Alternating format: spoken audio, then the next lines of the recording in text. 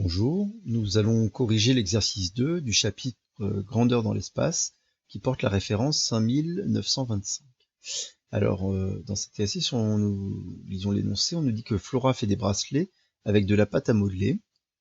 Ils sont tous constitués de 8 perles rondes et 4 perles longues. Cette pâte à modeler s'achète par blocs qui ont tous la forme d'un pavé droit, donc tous les blocs, dont les dimensions sont précisées ici. Et la pâte peut se pétrir à volonté et durcit ensuite à la cuisson. Alors on a aussi des informations sur la forme des perles. Donc la forme de la perle ronde, c'est une boule de diamètre 8 mm. Et pour les perles longues, ce sont des cylindres donc, dont la hauteur est 16 mm et le diamètre 8 mm. Flora achète 2 blocs de pâte à modeler, un bloc de pâte à modeler bleu pour faire des perles rondes et un bloc de pâte à modeler blanche pour faire les perles longues. Et on nous pose la question, combien de bracelets peut-elle ainsi espérer réaliser? Voilà. Sachant qu'on nous rappelle le volume d'un cylindre et le volume d'une boule, plus que d'une sphère d'ailleurs. Bien, donc, alors ça c'est un problème qui est assez ouvert, on ne nous guide pas du tout dans la méthode.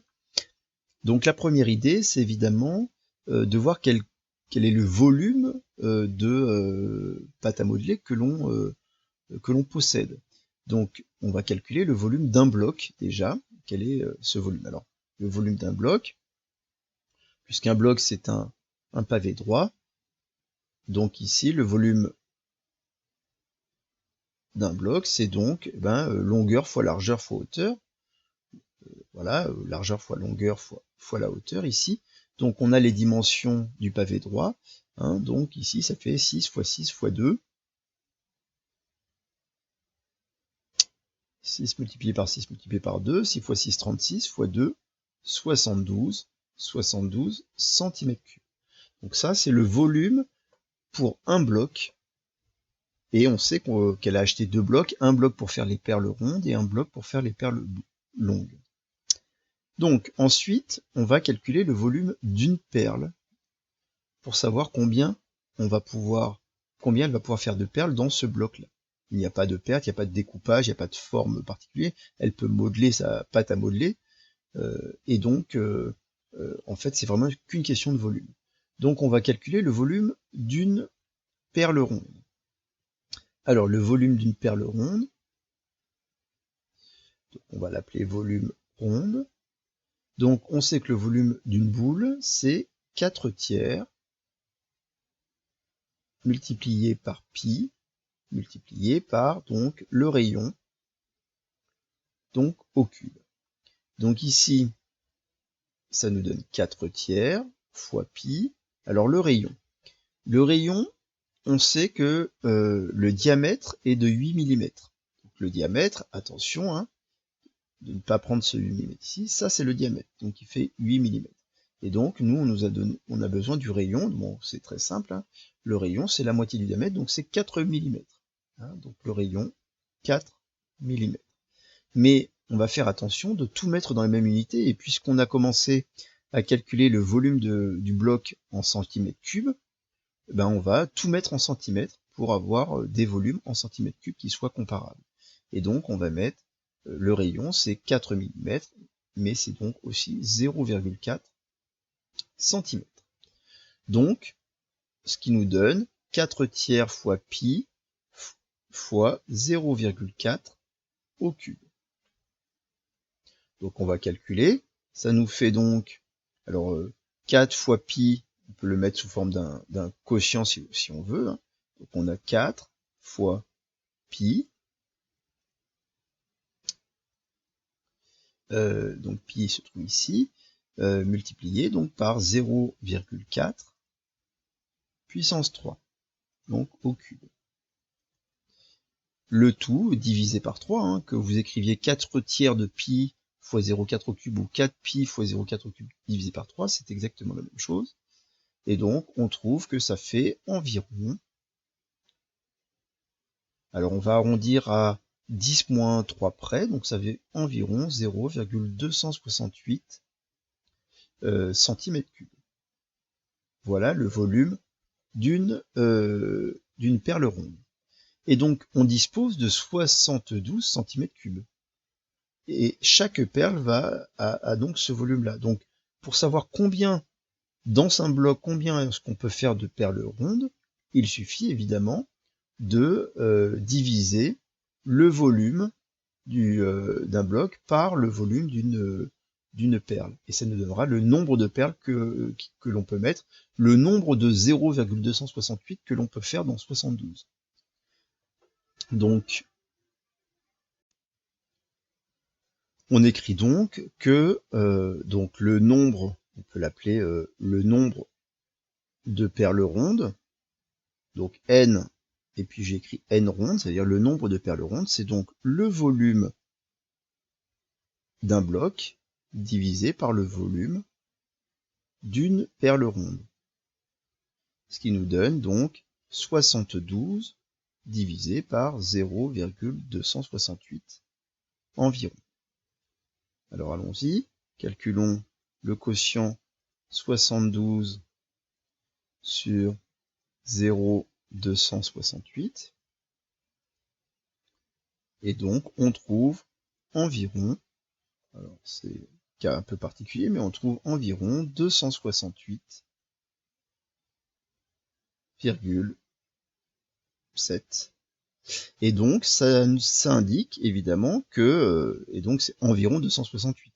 Évidemment, ça veut dire que le 0,7 ici, on est bien d'accord que c'est de la perte. On peut pas, ça veut dire que c'est un peu la pâte à modeler qui va rester et qu'on ne peut pas utiliser pour faire une perle entière. Donc ça nous donne environ 268 perles. Donc on peut concevoir 268 perles rondes avec un bloc. Bien. Alors on va regarder maintenant pour les perles longues.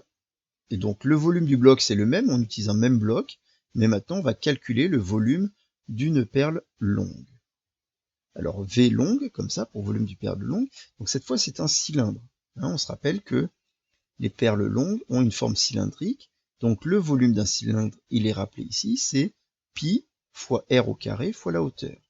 Donc on va avoir besoin du rayon, et on va avoir besoin de la hauteur. Donc je rappelle, c'est pi fois le rayon au carré fois la hauteur. Donc pi, pi c'est le nombre pi, le rayon. Donc ici on nous dit encore une fois que le diamètre c'est 8 mm. Donc le diamètre est 8 mm, ça veut dire que le rayon vaut la moitié, 4 mm. Et donc ça fait 0,4 cm, ce qui nous donne 0,4 au carré. Multiplié par la hauteur, donc la hauteur c'est 16 mm, la hauteur du cylindre. Donc on a juste à le convertir en centimètres, ça fait donc 1,6 cm. Donc calculons, donc ça nous fait pi multiplié par 0,4 carré. Mon carré est ici, voilà, multiplié par 1,6. Donc on trouve que le volume donc d'une perle longue est environ 0,804 cm3. Calculons maintenant le nombre de perles longues que l'on peut construire, que l'on peut concevoir. Donc de la même manière, ça va être égal au volume d'un bloc divisé par le volume d'une perle longue. C'est le rapport entre les deux, ça donnera le nombre, c'est-à-dire, encore une fois, dans 72 cm3, combien de fois je peux mettre 0,804 cm3. Donc pour ça, on fait le quotient des deux, 72 divisé par 0,804. Donc 72 divisé par 0,804, on va calculer, et on va arrondir à l'entier inférieur. 72 divisé par 0,804, ça fait environ 89,55, et donc, évidemment, en arrondissant à l'entier inférieur, ça donne environ 89, et donc on peut construire concevoir 89 perles longues. Bon. Maintenant, il nous reste à savoir, c'est pas tout à fait la question qui était posée. La question qui était posée, c'était combien de bracelets peut-elle réaliser? Donc, si on reprend l'idée, l'énoncé, on nous avait dit que un bracelet était constitué de 8 perles rondes et 4 perles longues. Donc maintenant, il va falloir évidemment répartir équitablement ces 268 perles rondes en paquets de 8, puisqu'on va mettre 8 perles rondes, et ces 89 perles longues, on va donc les répartir en des paquets de 4, puisque on va à chaque fois avoir 4 perles longues. Donc calculons 268 sur 8, donc 268 divisé par 8, donc ça nous donne 33,5. Donc ça signifie que finalement, avec les perles, uniquement les perles longues, on pourrait faire 33 bracelets. Mais uniquement avec les perles longues. Et donc on va calculer aussi, on va répartir équitablement les 89. Donc les 89 perles, on va regarder combien de paquets de 4 on peut concevoir. Donc 89 divisé par 4. C'est égal à 22,25. Et donc, on a en fait suffisamment de perles longues pour concevoir, fabriquer 22 bracelets. Alors comme l'idée c'est de fabriquer des bracelets évidemment qui sont identiques et qui ont 4 perles longues et 8 perles rondes, au final en fait on peut fabriquer que 22 bracelets. Donc Flora, je crois que c'était Flora le nom, voilà, Flora peut fabriquer